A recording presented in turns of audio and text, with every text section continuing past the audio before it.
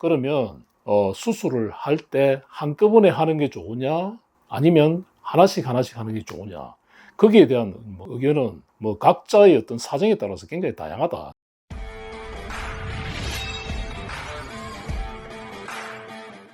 원장님, 우리가 처지는 부분이 사람마다도 다를 것 같은데 최근에 안면 전체 거상 수술이라는 얘기를 들었어요.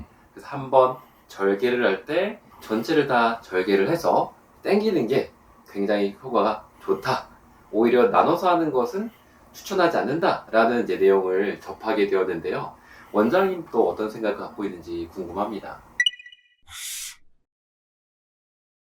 예, 맞습니다. 얼굴의 처짐이라는 거는 어느 한 부위만 우리가 처지지 않죠. 예를 들어서 이마가 처지면서 또 눈썹이 처지게 되고 또 중안면이 처지게 되고 또 옆면이라든지 또 목이 이렇게 처지는, 그래서 우리 처짐이라는 거는 결국에는 우리가 나이가 들면서 콜라겐이 형성이 아무래도 줄어들게 되고 탄력이 줄어들다 보니까 중력에 의해서 전체적으로 다 처지게 되죠. 그러면 수술을 할 때 한꺼번에 하는 게 좋으냐 아니면 하나씩 하는 게 좋으냐, 거기에 대한 의견은 각자의 어떤 사정에 따라서 굉장히 다양하다, 저는 그렇게 생각합니다. 그래서 수술을 받는 입장에서 만약에 회복기간이라든지 비용적인 측면에서 봤을 때 물론 한꺼번에 한 번만에 다 하면 훨씬 좋죠. 수술하는 입장에서도 사실은 그게 훨씬 더 수술하기가 편하다, 이렇게 말씀드립니다. 그렇지만 개인에 따라서는 어떤 이런 시간적인 사정이라든지 또 경제적인 사정이 다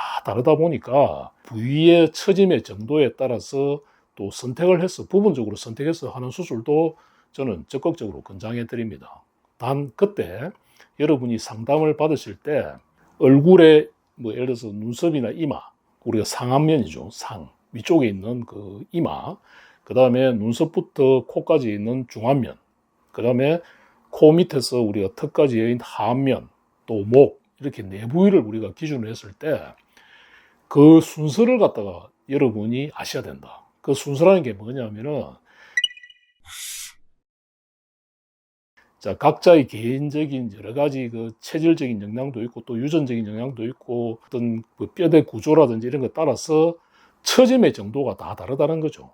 어떤 분은 눈썹이나 이마가 많이 처지는 분도 있습니다. 그런 경우에는 우선적으로 이마 거상술을 해주는 게 제일 좋겠죠.